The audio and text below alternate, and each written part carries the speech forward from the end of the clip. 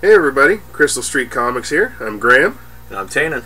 And we're going to bring you our top 5 Crystal Street comics of the year. I'm actually pretty impressed. We did a full year's run, 100 plus comics. Didn't miss a day. Was a lot of work, but a lot of fun.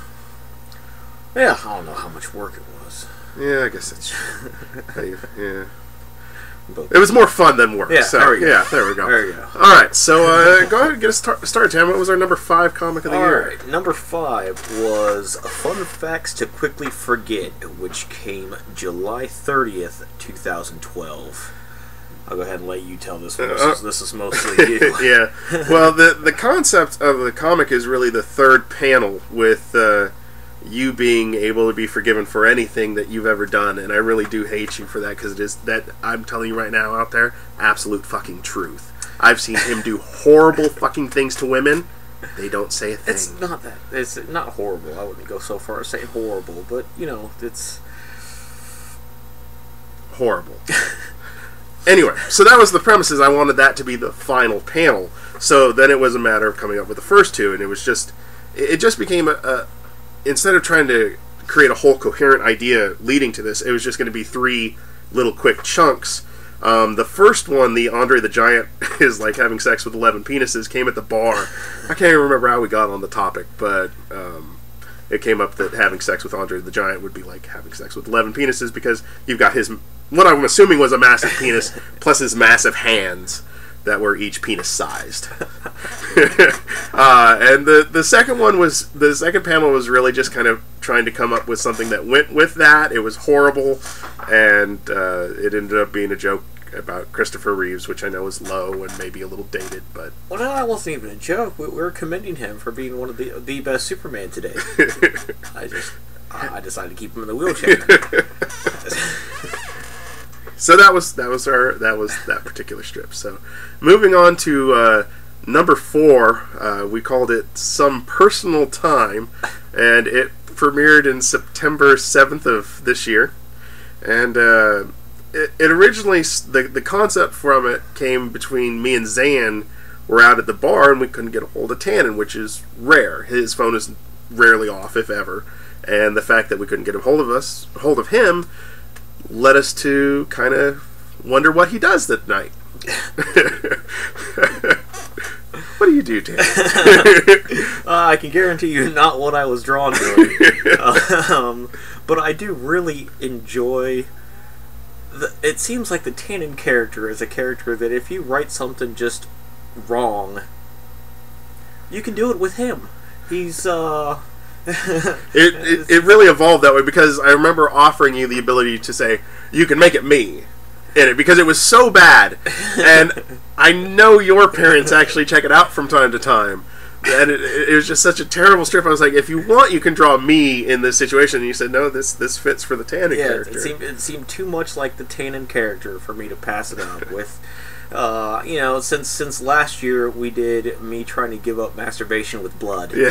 So I thought there's no, I mean, yeah, there are people that I care about that actually look at our comic strip and probably have very low regards for me because of what I draw, at least myself doing.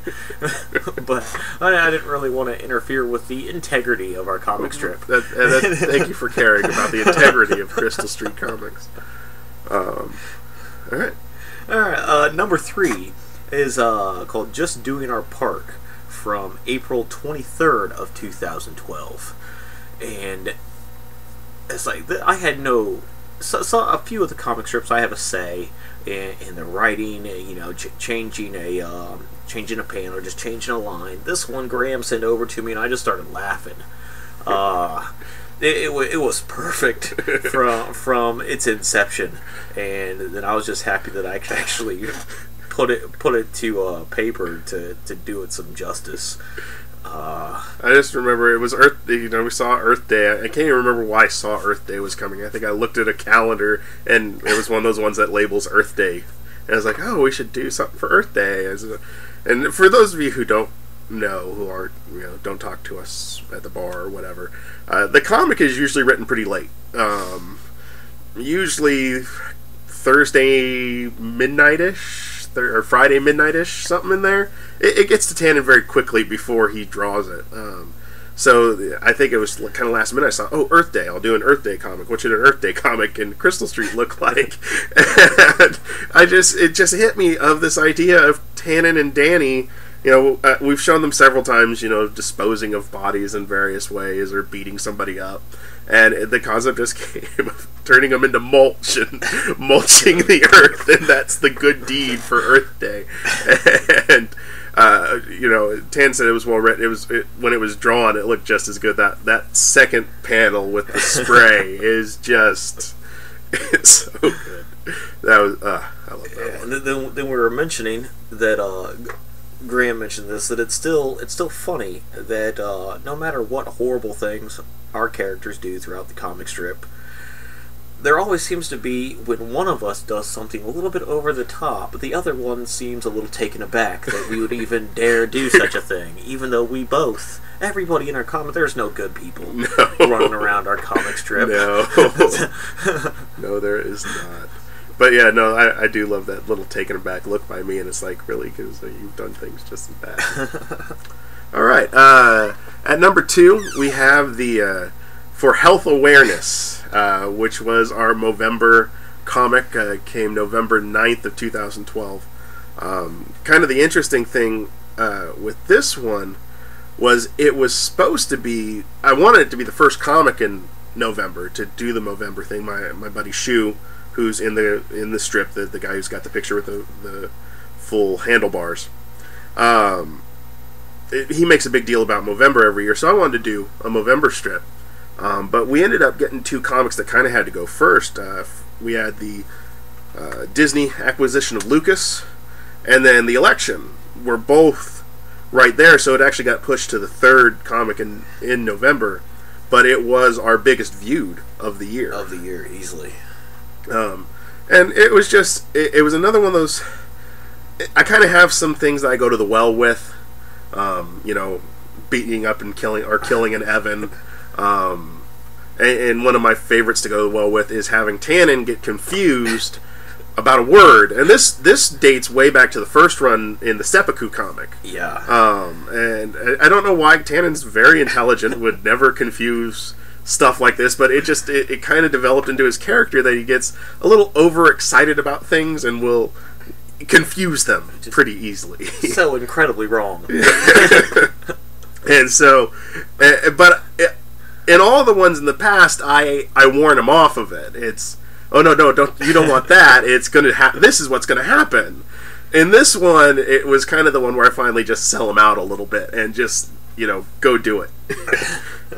The other interesting thing is that the 3rd panel which is maybe one of my second favorite drawings of Tannen. The only one I like a little bit better was in the Man with the Iron Fist, where he's got the happy look in his face.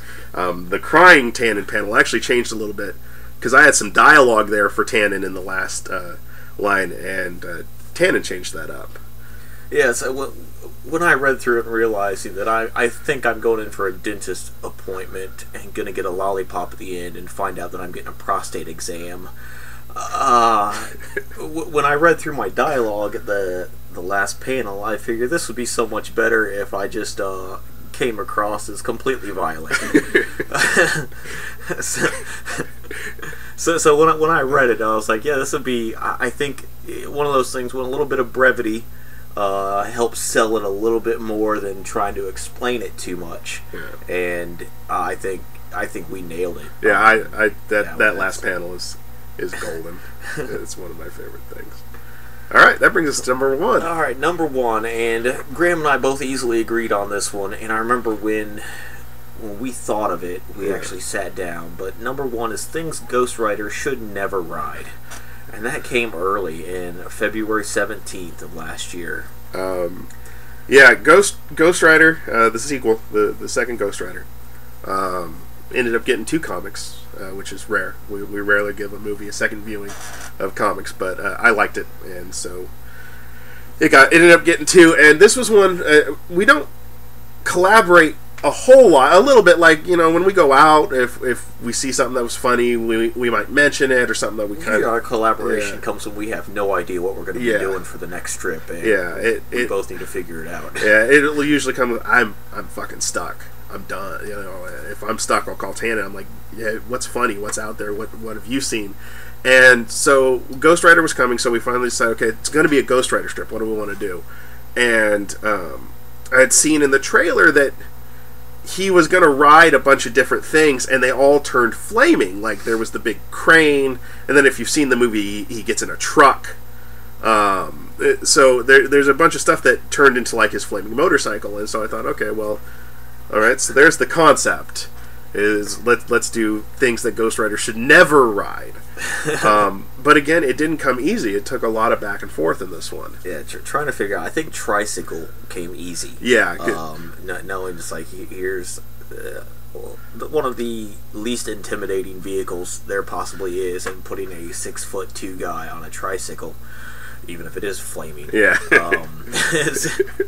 And still, those 3 panels are some of my favorite panels to look at. Yeah.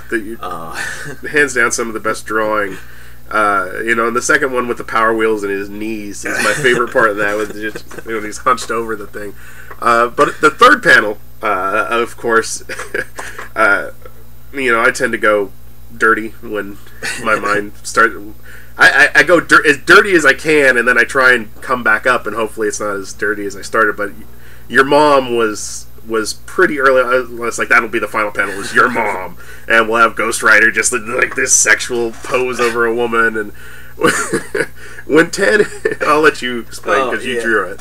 He gave me the last panel, your mom, and I was thinking, okay, I went ahead and drew it, and then I realized I've got this woman's flaming skull poking through her skin and just on fire and screaming.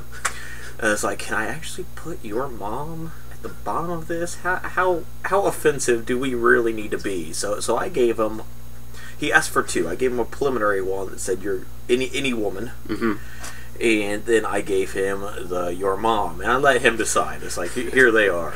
And I looked at them both, and again, it's no difference in the drawing. It's just the text. Any woman ever, or your mom. And I'd flick between them, and any woman ever was funny, click to your mom, and I would laugh.